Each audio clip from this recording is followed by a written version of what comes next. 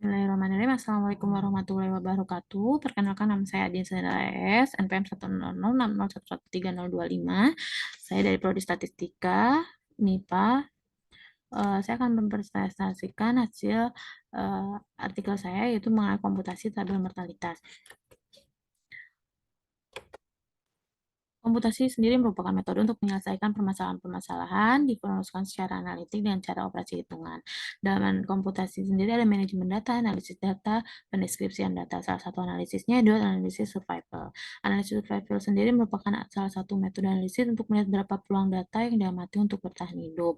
Umumnya data yang bisa digunakan untuk melakukan survival analysis adalah data yang memuat data waktu hingga munculnya kejadian. Selanjutnya ada mortalitas. Menurut WHO, mortalitas sendiri didefinisikan sebagai suatu peristiwa menghilangnya kehidupan secara permanen yang bisa terjadi setiap saat setelah kelahiran hidup. Dalam mortalitas ada tabel mortalitas, yaitu peluang meninggal seorang yang disajikan dalam bentuk tabel. Selanjutnya ada identifikasi masalah. Bagaimana cara mengubah data tanggal lahir, tanggal mulai asuransi ke dalam tahun desimal. Bagaimana cara menghitung ekstrak dan unsur, menentukan nilai QX. Tujuannya mengetahui cara mengubah data dalam tanggal lahir, tahun desimal, cara menghitung ekstrak dan unsur, cara menghitung QX. Manfaatnya melatih kemampuan menulis secara ilmiah, mengetahui wawasan tentang mortalitas dan survival function bagi lembaga sendiri sebagai literatur dalam proyeksi penduduk dan perusahaan asuransi jiwa.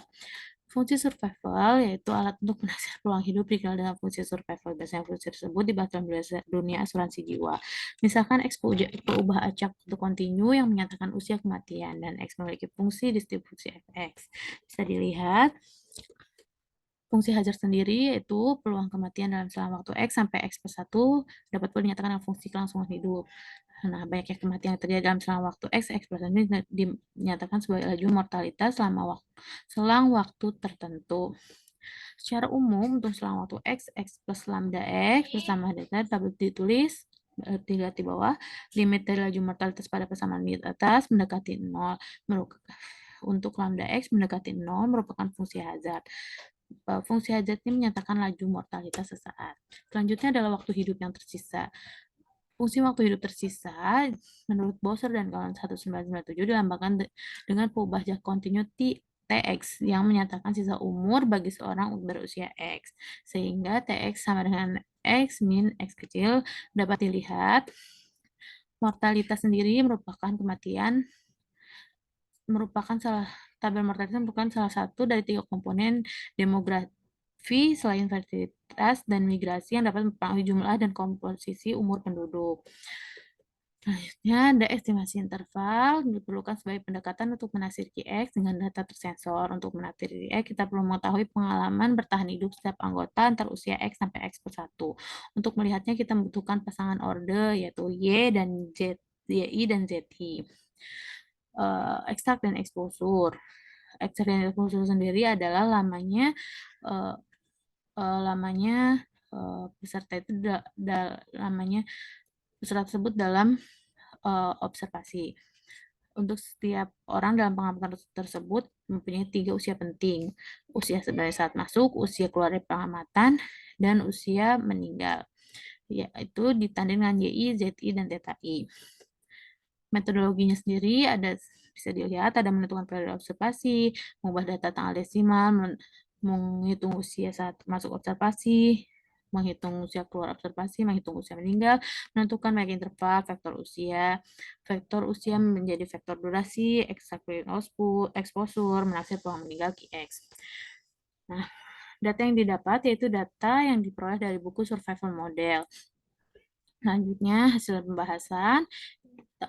Ini kita ubah data tanggal ke dalam tahun desimal. Caranya bisa dilihat di sini. Ini caranya, ini tahunnya, ini hari per jumlah hari dalam 1 tahun. Selanjutnya, menghitung vektor usia. YI, ZI, dan TTI.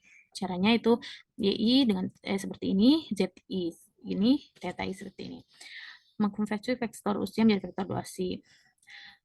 Usia X sama dengan 27, masuk pengamatan pada usia 27,12, di mana 27 kurang dari 27,12, maka R2-nya sama dengan 0,12. Orang tersebut berkontribusi dalam interval 27,28 dan seterusnya sampai menghitung usia meninggal terhadap X.